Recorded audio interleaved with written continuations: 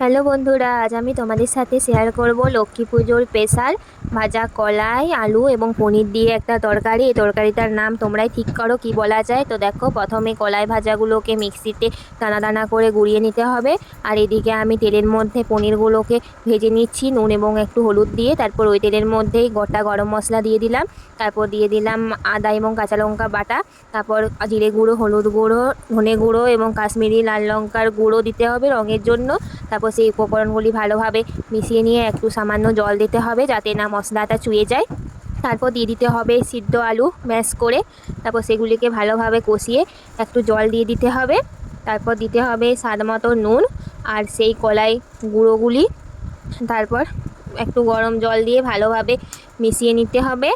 তো এরপর গ্রেভির জন্য তোমরা গরম জল দিয়ে দিবে নিজেদের ইচ্ছে মতন, আর তার মাঝে একটু চিনিও দিতে হবে স্বাদ বাড়ানোর জন্য। তো জলটা তোমরা তোমাদের হিসেব মতন দেবে।